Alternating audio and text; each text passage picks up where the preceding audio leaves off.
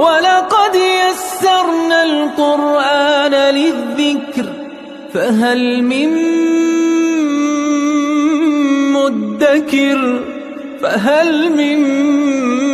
مُّدَّكِرٍ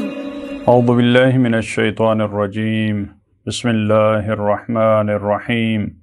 الحمد للہ رب العالمین وصلی اللہ علی سیدنا و نبینا ابی القاسم المصطفى محمد وعلی آلہ الطیبین الطاہرین المعصومین اما بعد اعوذ باللہ من الشیطان الرجیم بسم اللہ الرحمن الرحیم فَأَمَّا الَّذِينَ كَفَرُوا فَأُعَذِّبُهُمْ عَذَابًا شَدِيدًا فِي الدُّنْيَا وَالْآخِرَةِ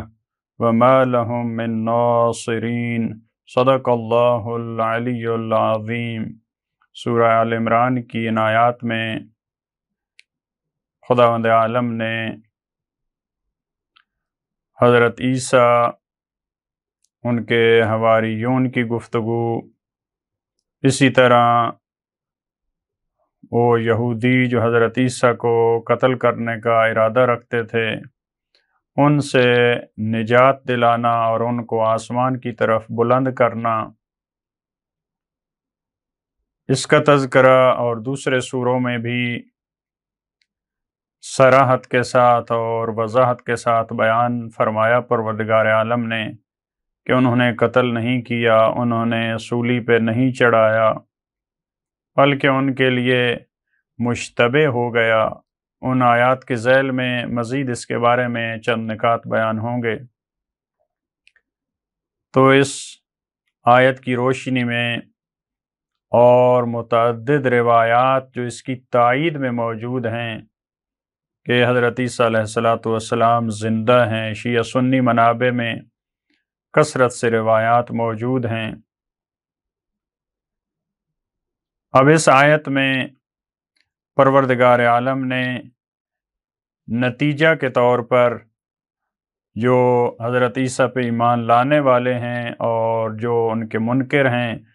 ان کی جو حالت ہے، ان کی جو کیفیت ہوگی دنیا اور آخرت میں، اس کو بیان فرمایا۔ فَأَمَّا الَّذِينَ كَفَرُوا، یقیناً وہ لوگ جنہوں نے انکار کیا، جنہوں نے حقائق پہ پردہ ڈالا، فَأُعَذِّبُهُمْ عَذَابًا شَدِيدًا، تو میں ان کو عذاب دوں گا، دردناک عذاب، شدید عذاب، بڑا سخت عذاب، فی الدنیا والآخرہ۔ جو انبیاء کے منکر ہیں، جو ان کی تعلیمات کا انکار کرتے ہیں، خصوصی طور پہ جنہوں نے حضرت عیسیٰ کا انکار کیا، ان کو دنیا میں بھی شکنجے ہوں گے، ان کو سختیوں کا سامنا ہوگا، اور آخرت میں بھی ان کے لیے عذاب ہے۔ دنیا میں مومنین کے ہاتھوں وہ رسوا ہوں گے، آخرت میں فرشتوں کے ذریعے ان کو عذاب دیا جائے گا۔ لہٰذا آج بھی دنیا میں حضرت عیسیٰ کے جو منکر ہیں، حقیقی معنی میں جو ان کی تعلیمات کو نہیں مانتے، اس دور میں بھی جن کے آباء و اجداد نے حضرت عیسیٰ پہ تہمتیں لگائیں، ان کو قتل کرنے کا ارادہ کیا، وہ ذلیل و خوار ہیں،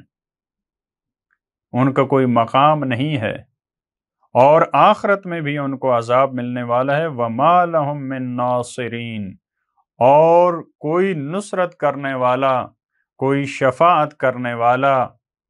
ان کے لیے وہاں پہ موجود نہیں ہے۔ خصوصی طور پہ یہودیوں کا یہ نظریہ کہ وہاں ہمارے لیے شفیع موجود ہیں، وہاں ہمارے لیے ناصر موجود ہیں،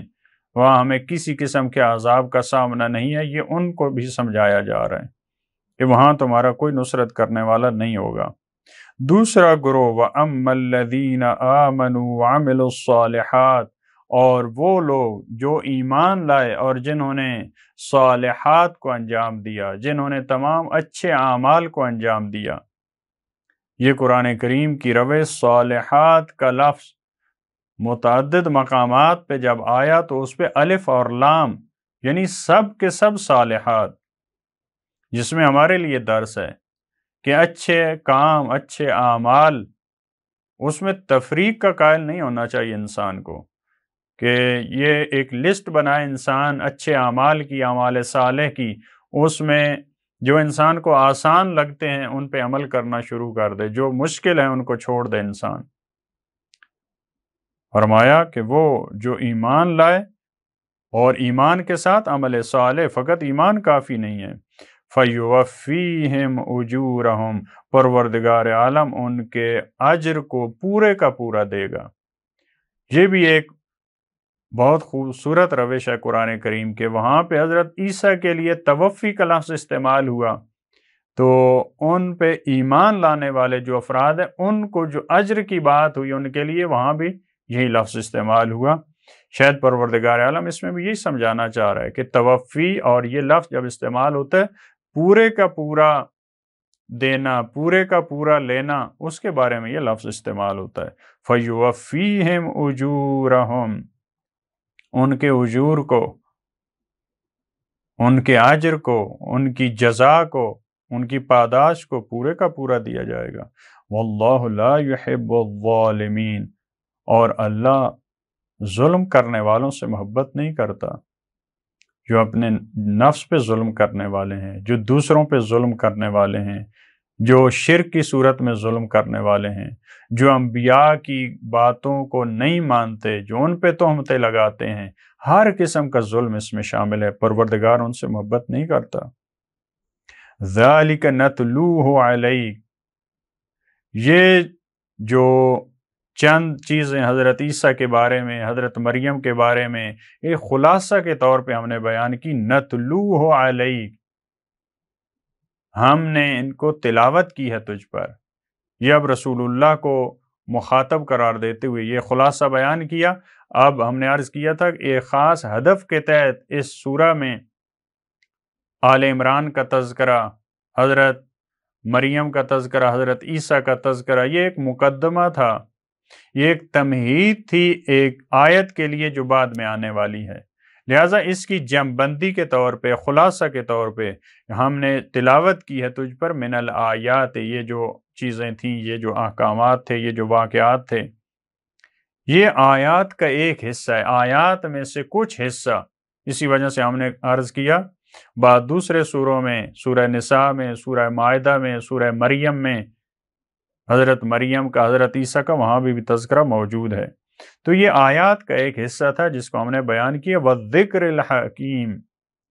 اور حکمت والے قرآن کا، اس ذکر کا، ذکر حکیم یعنی قرآن کریم، اس کی آیات کا، حکیم، حکمہ سے جو کسی قسم کی گمراہی کی اجازت نہیں دیتا، غلط راستے پہ چلنے کی اجازت نہیں دیتا، یہ ایسا ذکر ہے، یہ ایسی کتاب ہے، یہ حد سے آگے نہیں بڑھنے دیتی، یہ حد کراس نہیں کرنے دیتی کسی کو، یہ ایسی کتاب ہے۔ وَالذِّکْرِ الْحَکِیم، یہ ذکر حکیم اور یہ قرآن کا ایک حصہ تھا جس کی ہم نے تلاوت کی ہے۔ اب اس کے بعد والی جو آیت ہے، یہ اس کے شان نزول میں بھی آپ کو ملے گا مختلف تواریخ میں کہ نجران کے عیسائی رسول اللہ کی خدمت میں آئے اور ان سے حضرت عیسیٰ کے بارے میں گفتگو کی، ان کا جو خاص عقیدہ تھا انہوں نے وہ بیان کیا، رسول اللہ نے ان سے گفتگو کی، یہ ساری تمہید تھی اس آیت کے لیے۔ رسول اللہ نے جو بارگاہ رب العزت سے جواب دریافت کیا جب انہوں نے حضرت عیسیٰ کی الوہیت اور ان کے خاص اپنا جو عقیدہ عیسائیوں کا تھا، جو تثلیث کا عقیدہ، وہ بیان کیا، تو اس کا جواب یہ آیا، ان مثل عیسیٰ عند اللہ کمثل آدم۔ جب وہ یہ دلیل کے طور پہ پیش کر رہے تھے کہ حضرت عیسیٰ کیونکہ والد نہیں ہے لہٰذا وہ فرزند خدا ہیں یا خود خدا ہیں، تو پروردگار عالم نے بہت بہترین جواب دیا، فرمایا یقیناً حضرت عیسیٰ کی مثال اللہ کے ہاں نہ کہ تمہارے ہاں، یعنی ایک حقیقت ہے جو بارگاہ پروردگار عالم کا فیصلہ ہے، اس کی خلقت کی ایک یہ مثال ہے، کمثل آدم،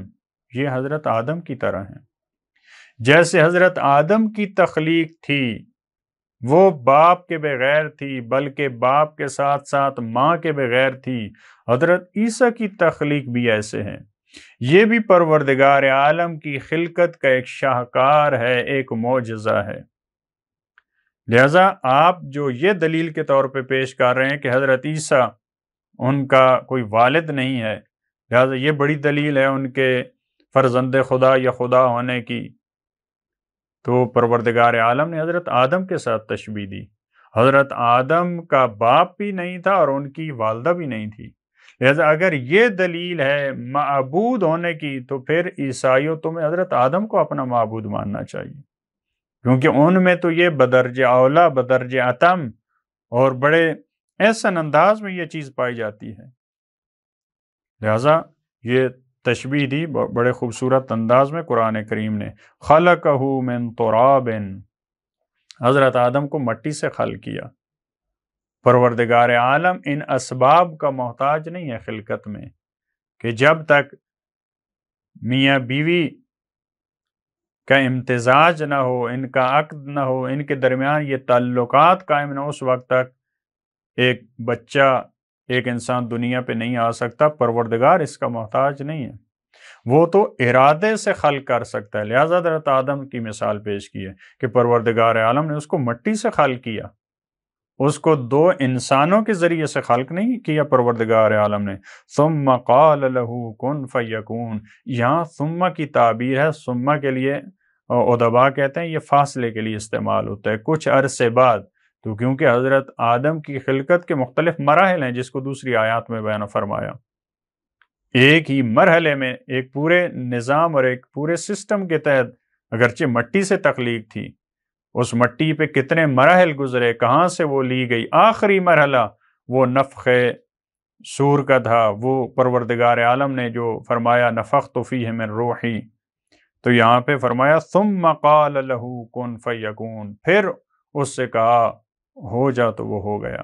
یعنی ایک مرحلے پہ جب پہنچا پروردگار عالم نے ارادہ کیا کہ وہ ہو جائے، اب ایک انسان کی صورت میں، تو وہ انسان بن گئے۔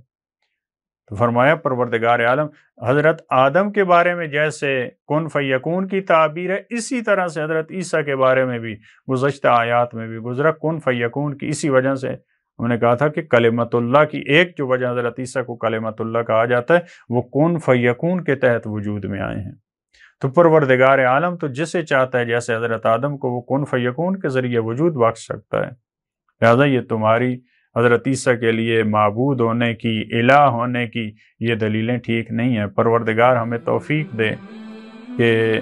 وہ عقائد، وہ نظریات جو انبیاء کے بارے میں قرآن کریم نے بیان کیے ہیں، ہم اس کو سمجھ سکیں اور اسی پہ ایمان لا سکیں۔ اللہم صلی علی محمد و آل محمد۔